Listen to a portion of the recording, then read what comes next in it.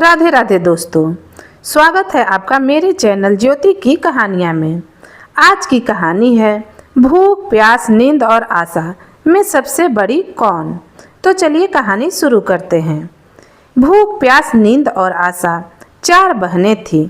एक बार उनमें लड़ाई हो गई। लड़ती झगड़ती वे राजा के पास पहुंची। एक ने कहा मैं बड़ी हूँ, दूसरी ने कहा मैं बड़ी हूँ, तीसरी ने कहा मैं बड़ी हूँ और चौथी ने कहा मैं बड़ी हूँ। सबसे पहले राजा ने भूख से पूछा, क्यों बहन, तुम कैसे बड़ी हो? भूख बोली, मैं इसलिए बड़ी हूँ क्योंकि मेरे कारण ही घर में चूल्हे जलते हैं, 5 पकवान बनते हैं और वे जब मुझे थाल में सजाकर देते हैं तब मैं खाती हूँ, नहीं तो खाऊं ही नहीं। राजा ने अपने कर्मचारियों से कहा, जाओ राज्य भर में मुनादी करवा दो, कोई अपने घर में चूल्हे न जलाए, 5 पकवान न बनाए, थाल न सजाए। भूख लगेगी तो भूख कहाँ जाएगी।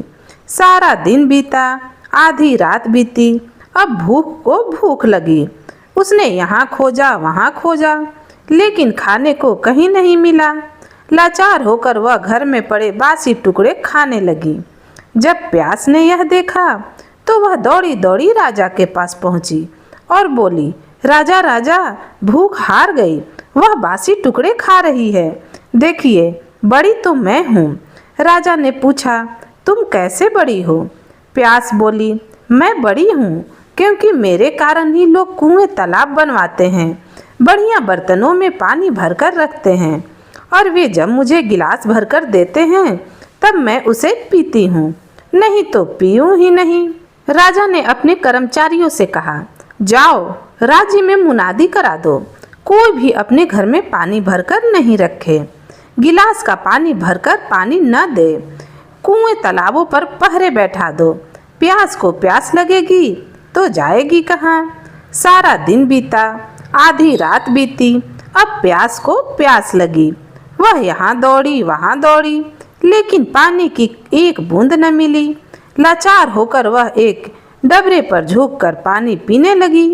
नींद ने देखा तो वह दौड़ी दौड़ी राजा के पास पहुंची। बोली, राजा राजा, प्यास तो हार गई, वह डबरे का पानी पी रही है, सच बड़ी तो मैं हूँ। राजा ने पूछा, तुम कैसे बड़ी हो?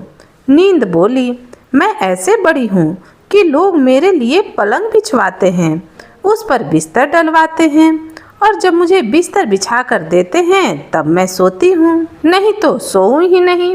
राजा ने अपने कर्मचारियों से कहा, जाओ राज्य भर में यह मुनादी करा दो, कोई पलंग न बनवाए, उस पर गद्दे न डलवाए, न बिस्तर बिछा कर रखे। नींद को नींद आएगी तो वह कहाँ जाएगी। सारा दिन बीता, आधी रात बीती, नींद को नींद आने लगी। उसने यहाँ ढूंढा वहाँ ढूंढा, लेकिन बिस्तर कहीं नहीं मिला। लाचार होकर वह ऊबड़ खाबड़ धरती पर सो गई। जब आशा ने देखा तो वह दौड़ी दौड़ी राजा के पास जा पहुंची। बोली, राजा राजा, नींद हार गई, वह ऊबड़ खाबड़ धरती पर सोई है। वास्तव में भूख, प्यास और नींद, इन तीनों में मैं बड़ी हूँ। राजा ने पूछा, तुम कैसे बड़ी हो? आशा बोली, मैं ऐसे बड़ी हूँ कि लोग मेरी खातिर ही काम करते हैं, नौकरी मेहनत मजदूरी करते हैं, परेशानियां उठाते हैं, लेकिन आशा के दीप को बुझने नहीं देते। राजा ने अपने कर्मचारियों से कहा, जाओ राज्य में मुनादी करा दो, कोई काम न करे, कोई नौकरी न करे, धंधा मेहनत मजदूरी न करे, आशा का दीप न जलाए। आशा को आस जगेगी तो वह कहाँ जाएगी। सारा दिन बीता, आधी रात बीती, आशा को आस जगी। वह यहाँ गई वहाँ गई, लेकिन चारों ओर अंधेरा छाया हुआ था। सिर्फ एक कुम्हार टिमटिमाते दीपक के प्रकाश में काम कर रहा था।